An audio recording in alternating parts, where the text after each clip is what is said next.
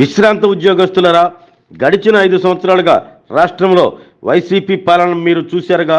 మన రాష్ట్ర భవిష్యత్ కోసం, రాష్ట్రానికి ముఖ్యమంత్రిగా మీరందరూ సమిష్టిగా చంద్రబాబు ముఖ్యమంత్రి కావటం కోసం కృషి చేయాలి.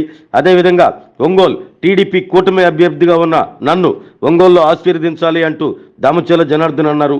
నేడు ఆస్టోనా ఫంక్షన్ హాల్ నందు జరిగిన విశ్రాంతి ఉద్యోగుల ఆత్మీయ సమావేశంలో పాల్గొని మాట్లాడిన దామచర్ల, లాస్ట్ పోలీసులు వచ్చి మిమ్మల్ని పెట్టి వాడికి పంపిస్తారు. కమర్షియల్ బిల్డింగ్ అవనే, ఇంకోటి అవనే, ఆ రకమైన పరిస్థితి వ్యవస్థ ఈరోజు మన దగ్గర జరుగుతూ ఉంది. ఎందుకు చెప్తున్నా అంటే కొన్ని జరిగినాయి, కాకపోతే బెదిరించి 20 లక్షలు 30 లక్షలతో పోగొట్టేది. సార్ ఒక కమర్షియల్ బిల్లు 10 లక్షలు వస్తుందంటే కాకపోయి చేస్తారు. ఎందుకంటే దొంగ స్టాంపులు కష్టపడి మీరంతా మీ సంగతి కూడా నేను చెప్తాను. మీరు ఎప్పుడో జీతాలు వచ్చిన డబ్బులతోటో అవి మిగిలించుకొని రేపు పిల్లల కట్నం కింద ఇద్దాము, లేకపోతే మనవరాలకి ఇద్దామని చెప్పేసి మీరు పోగు చేసుకున్న మొక్కలు కూడా ఈరోజు ఉంటాయా ఉండవు అనేది కూడా క్వశ్చన్ మార్క్ అయింది మన అమ్మలో. ఎవడు కబ్జా చేస్తారో తెలియదు, ఎవడు రాత్రికి పెట్టేస్తారో తెలియదు. అదేవిధంగా దొంగ స్టాంపులతో ఏమొస్తుందో తెలియదు. మీకు తెలిసే లోపల 4 రిజిస్ట్రేషన్ అయిపోతుంది. వాటి ఏమో కొనుక్కొచ్చేటప్పు కదా, అది ₹1 ఆడ కొలుపుతుందంటే 50 లక్షలు కమ్ముతాడు. ఇంకోటికి డబ్బులు ఇచ్చి కొనుక్కుంటారు, వాటికి 40 లక్షలు కమ్ముతారు. ఊరికనే వచ్చే డబ్బులతోటి ఈరోజు ఉండే వ్యవస్థని ఈరోజు మన దగ్గర కూడా పాలు చేశారు. రాష్ట్రం అదేవిధంగా అధోగతిలో పాలైపోయింది. ఈ వ్యవస్థ మారాలి. మీరందరూ కూడా పెద్దవాళ్ళు, మీరందరూ కూడా ఆలోచించుకొని ఇంకో 10 మందికి చెప్తూ అని కూడా మీరన్నీ కూడా మీరు తెలుసుకోవాలని చెప్పేసి ఈ సందర్భంగా మేము అందరం కూడా తెలియజేస్తా ఉన్నాం. ఏదైనా కూడా మనకి కూడా చేసిన బాబు గారు కూడా హామీలు ఇచ్చారు. మన ప్రభుత్వంలో ఎప్పుడు కూడా చంద్రబాబు నాయుడు గారు ముందు చూస్తూ ఉండే వ్యక్తి. మొన్న కానీ 5 ఏళ్ళు కానీ చంద్రబాబు నాయుడు గారు కానీ మళ్ళా కూడా అందరూ కూడా గెలిపించుంటే ఈ 5 సంవత్సరాల్లో ఎంతో మార్పులు జరిగాయి. మన ఒంగోలులో ఇది కావాలి పని అనేది అడగకుండా పనులు అయిపోయాయి. నా టైంలో 5 సంవత్సరాలు 2600 కోట్లు పనిచేసాం, ఎన్నో కార్యక్రమాలు చేశాం. అదే ఇంకొక 5 సంవత్సరాలు ఉంటే ఈరోజు ఆ మిగిలిన 80% అయిపోయినాయి, ఆ 20% కూడా కంప్లీట్ అయ్యేది, ప్రజలకు ఉపయోగపడేది, అన్ని ప్రాంతాలు డెవలప్ అయ్యేది, అందరూ కూడా సంతోషంగా ఉండేవారు. ఈరోజు ఎవరికి ఆ సంతోషణ లేకపోతే సేఫ్టీ అనేది లేకుండా ఈరోజు వ్యవస్థ తీసుకొచ్చారు. డెవలప్మెంట్ ఎక్కడికి పడితే అక్కడ ఆగిపోయింది. దీన్ని మళ్ళా అదే కానీ చూస్తే పోలవరం అయిపోయేది, క్యాపిటల్ అయిపోయేది. అదేవిధంగా మనకి ఆ రోజు వచ్చే కంపెనీలు ఎక్కువ చేయడానికి మనకు అవకాశాలు ఉన్నాయి. అది కాస్త ఈరోజు వీళ్ళు అప్పులు చేసి లాస్ట్కి ఏ విధంగా అసలు ఏదైనా కూడా ప్రభుత్వ వ్యవస్థని ఆర్థికంగా దాన్ని అభివృద్ధి చేయాలనే ఆలోచన విధానం లేదు. ఏది పెడితే డబ్బులు వస్తాయి. ఈ నెలకు అయిపోయింది, అందరికీ 15వ తారీఖు ఇచ్చాం, 1వ తారీఖు ఇవ్వాల్సింది, రేపు ఇంకా ఎంతమందికి ఇవ్వాలి, దాన్ని ఎట్లా చేద్దాం. ఈ హాస్పిటల్లో కూడా జరిగింది కూడా మీరు చూశారు. అది వాస్తవం కూడా మీ అందరూ కూడా ఒకసారి వివరించాలి. ఆ రోజు అక్కడ జరుగుతున్నది, మనకు ఒక డివిజన్లో ఒక మనిషి మా మోడల్ వచ్చేసి డోర్ టు డోర్ క్యాంపెయినింగ్లో ఉంటే ఒక అపార్ట్మెంట్ దగ్గరికి వస్తే అపార్ట్మెంట్ వాళ్ళందరూ కూడా కలిసి, మేము అపార్ట్మెంట్కి ఏం పర్లేదమ్మా, నువ్వు రాబడలేదు, పాంప్లెట్ ఇవ్వలేదు, మేము ఇక్కడ వేసే తెలుగుదేశం అని చెప్తే వాచ్మెన్ క్యాట్ చెప్పించారు. సరైన ఆ కోడలు 4 ఇల్లు దాటేసి ఆ ముందుకు వెళ్ళిపోతే వెనకాల వాలంటీర్ కాకుంటే వాళ్ళు చూసి వాళ్ళకి ఫోన్ చేసి ఒక అమ్మాయి ఆ లేడీ అపార్ట్మెంట్లో ఉండే ఫోటో తీసింది. వాలంటీర్లు ఎందుకు తిరుగుతున్నాను, వాళ్ళకి సంభాషణ జరిగింది. నేను రిజైన్ చేశాను నా మాటం, అయినా కూడా మీరు తిరగకూడదు కదా అనడం, ఏమనడం ఏదో మొత్తం వాళ్ళు జరిగితే ఆమె వెళ్ళిపోయింది. అది రోడ్ డెడ్ అండి. మళ్ళీ యూటర్న్ తీసుకొని వాళ్ళకి తెలంగాణ వస్తున్నప్పుడు ఆ ఇంటి దగ్గరికి వచ్చి ఒకసారిగా ఈలోపు వాళ్ళ మామకు ఫోన్ చేస్తే ఆయన కాల్ చేసుకుని ఆయన వచ్చి ఆయన సమక్షంలో ఆమెని వాళ్ళ పిల్లల్ని అందరినీ కొట్టి ఏంది ఒకసారి అంటే లోపలికి వద్దులే అన్నందుకు వాళ్ళంతా కూడా గంజాయి బ్యాగ్స్ పెట్టుకొని వాళ్ళంతా కూడా కొట్టి మళ్ళీ అక్కడ వాళ్ళు ఏం చేశారు, ఆ డివిజన్లో మన కార్పొరేటర్ పోటీ చేసిన అబ్బాయికి ఫోన్ చేశారు, ఇట్లా గొడవ జరిగిందని. అతను వచ్చాడు అక్కడికి. నాకేమో నేను వేరే డివిజన్లో ఉన్నా, నాకు ఫోన్ చేశారు ఇట్లా వాళ్ళు కొట్టారు. సరే నేను 50వ డివిజన్ ప్రోగ్రామ్ ఉంది నెక్స్ట్, వాళ్ళకి ఎంత వస్తారని చెప్పేస్తే ఏ లైన్ ఏంటంటే నేను రోడ్డు మీద ఉంటానన్నా, మీరు రండి అన్నాడు. సరే అని చెప్పేసి మేము చూసుకొని మేము అక్కడికి వెళ్ళేటప్పుడు అక్కడ రోడ్డు మీద ఉన్నాడు. రోడ్డు మీద ఉన్నామని చెప్పాము. మేము వెళ్ళే దారిలో మేము వచ్చిన 10 నిమిషాలు లేట్ అయితే ఆ 10 నిమిషాలు రోడ్డు మీద ఉంటే అతన్ని చూసుకొని అతను చెక్ కొట్టారు. వాళ్ళు కొట్టి వాళ్ళు మళ్ళా మాట్లాడటం, వాళ్ళు మళ్ళీ కేసులు పెట్టడం, ఈ పోలీసులేమో వాళ్ళ కొడుకులాగా బిహేవ్ చేయటం, వాళ్ళ దగ్గర హాస్పిటల్కి మనుషులు పంపటం, ఇవన్నీ కూడా మనం చెప్పేది కాదు, సీసీ కెమెరాలో చూసాం.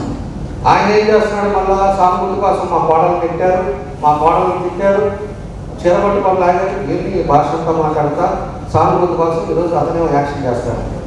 ఈరోజు ఎవరైనా కూడా మనవాళ్ళు కూడా ఇంట్లో వాళ్ళు తిరుగుతున్నారు, ఎవరైనా కూడా మేము పోయినప్పుడు కూడా అయ్యా మేము ఇది కాదని చెప్పేసి రైలు ఆపేస్తాను, ట్రైన్లు వేస్తారు, మేము పక్కటికి వెళ్తాం. అంతేగాని కావాలని చెప్పేసి దాని ఏదో పూర్తం చేసేసి దాన్ని నేను హాస్పిటల్కి ఎస్పీ గారికి చూపించేసి హాస్పిటల్కి వెళ్తే మేము మన వాళ్ళందరూ మేము ఇంటికి వెళ్ళిపోకున్నాం.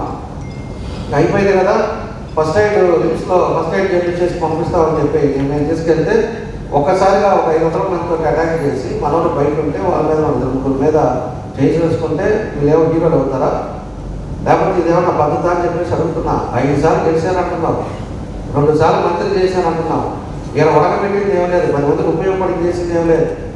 ఈరోజు పూర్తిగా వ్యవస్థను నాశనం చేసి ఈరోజు రౌడీజం చేస్తా, గుండాయిజాలు చేస్తా, ఎంత వ్యవస్థని భయప్రాంతం చేసే పరిస్థితులు ఈరోజు మన ఊళ్ళో కూడా ఉందని చెప్పి తెలియజేస్తున్నా.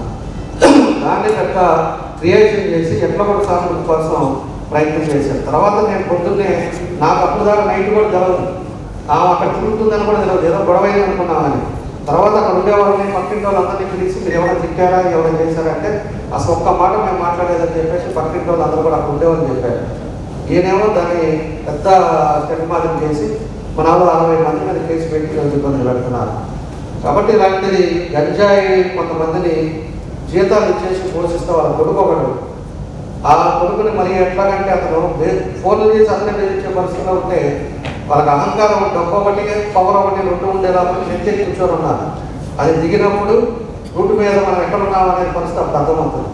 కాబట్టి ఆ వ్యవస్థ తీసుకురావాలి అంటే మీరందరూ కూడా జరుగుతున్న పరిణామాలను మీ అందరూ కూడా ఆలోచించాలని చెప్పి కూడా మీకు తెలియజేస్తున్నాం. ఈ వ్యవస్థ నుంచి పోవాలి, సమర్థవంతమైన పాలన రావాలి. అదేవిధంగా సమర్థవంతమైన నాయకుడు చంద్రబాబు నాయుడు గారు మళ్ళా ముఖ్యమంత్రి అయితేనే మీ పిల్లల భవిష్యత్తు, మీ ఇల్లు భవిష్యత్తు, మీ ఉండే పరిస్థితులు కూడా బాగుంటాయని చెప్పుకొని నేను తెలియజేస్తున్నాను. అలాంటి పరిస్థితులు మనకు రావాలంటే మీరు అందరూ కూడా కలిసికట్టుగా మనం పనిచేయాలి. కలిసికట్టుగా కోటేశ్వరరావు గారు అయితే ఇప్పుడు 4 సార్లు కలిశాడు. ఆయన డోర్ టు డోర్ ఆ వయసులో 300-400 మంది రిటైర్డ్ ఎంప్లాయీస్ని వాళ్ళందరూ కూడా కలిసి వాళ్ళందరి దగ్గరికి వెళ్ళి వాళ్ళందరికీ వివరాలు చెప్తా ఆయన పని ఆయన చేస్తున్నాడు. అలాంటి వాళ్ళు అందరూ కూడా మనం మోటివేట్ అయితే తప్పకుండా కూడా వ్యవస్థలో మార్పు వస్తుంది. తప్పుడు మా కొద్దాన్ని చెప్తున్నాను, మేము తప్పు చేస్తే మీరు చెప్పవలసిన అవసరం లేదు, మీరు ఎవరో కూడా తిరగబడి ఇంట్లోనే ఉంటే మీకు నచ్చిన ఓటు వేసుకోండి. కానీ వ్యవస్థ కోసం, పరిస్థితుల కోసం, ఇప్పుడు జరుగుతున్న పరిణామాల కోసం మాత్రం మీరంతా చదువుకున్న వాళ్ళు, ఎంతోమందితో సంబంధాలు ఉండేవాళ్ళు, మీరు ఆలోచన విధానంతో మీరు ముందుకు చేయకపోతే అందరికీ సమాజంలో ఇబ్బందులు పాలవుతామని చెప్పి కూడా మీకు తెలియజేస్తున్నాం. ఆ వ్యవస్థ పోవాలి. మీరందరూ కూడా పెద్దవాళ్ళు, మీరు ఆలోచించుకోవాలి. మీరందరూ కూడా ఇంకో 10 మంది చేత నేర్పిస్తూ 10 మందికి ఇంకా చెప్పే రీతిలో మీరందరూ కూడా చేయాలని చెప్పేసి మీ అందరూ కూడా మనస్ఫూర్తిగా కోరుకుంటూ మీ అందరూ కూడా పేరున ఈరోజు ఒక కార్యక్రమం అందులో మీకు 1:30 అయిపోయింది. మీకు బాగా చాలామంది పెద్దవాళ్ళు ఉన్నారు, వాళ్ళందరూ కూడా ఫోన్ చేసే టైం అయింది కాబట్టి మీ అందరికీ మనస్ఫూర్తిగా అభినందన తెలియజేస్తాం. తప్పకుండా కూడా భవిష్యత్తులో కూడా మీకు అండగా ఉంటాం. ఏ సమస్య వచ్చినా భయపడకుండా తెలియపరచండి. మీకు అండగా తెలుగుదేశం పార్టీ ఉంది, మీరు గుర్తుపెట్టుకోండి. తెలుగుదేశం పార్టీ ఎప్పుడు కూడా అభివృద్ధి చేసే పార్టీ, హింసించే పార్టీ కాదు. మీకు ఇబ్బంది జరిగినా కూడా మీకు పేర్లు చెప్పాం. మీకు ఏదైనా ఇబ్బందులు వస్తే ఒకసారి ఫోన్ చేయండి, మేము వస్తాం. దాన్ని ఏ విధంగా సాధన చేయాలో దాన్ని చేస్తాం. కాబట్టి మీకు కూడా అందరికీ మరోసారి నా నమస్కారాలు, ధన్యవాదాలు తెలియజేస్తూ మీ అందరికీ అభినందనలు తెలియజేస్తూ న్యాయం అడిగినందుకు శిరోమణం చేశారు రామచంద్రాపురంలో, అందరికి తెలుసు కదా. ఆ ఎమ్మెల్యే ఇప్పుడు రామచంద్రాపురంలోనూ మండపేటలో పోటీ చేస్తున్నాడు. మండపేట అతనికి ఈ రోజే జైలు శిక్ష పడింది. 18 సంవత్సరాలు జైలు శిక్ష, 2 లక్షలు జరిమానా కట్టమని ఇచ్చారు. ఇలాగా ప్రతి ఒక్కరికి జైలు శిక్ష పడాలి. జగన్ అంటే జైల్లో ఉండేటటువంటి వ్యక్తులు అని అర్థం. కాబట్టి అందరికీ ధన్యవాదాలు.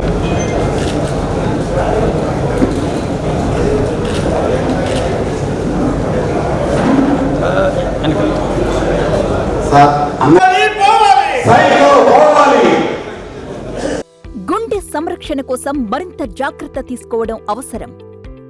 ప్రకాశం, నెల్లూరు, కర్నూలు జిల్లాల్లో తొలిసారిగా ఆస్టర్ రమేష్ హాస్పిటల్స్ ఒంగోలులో అత్యాధునిక 160 స్లైడ్స్ UCT780 స్కానర్ అందుబాటులోకి తెచ్చాయి. Computerised tomography, coronary angiography, CTCA దీనివల్ల సాధ్యమవుతుంది.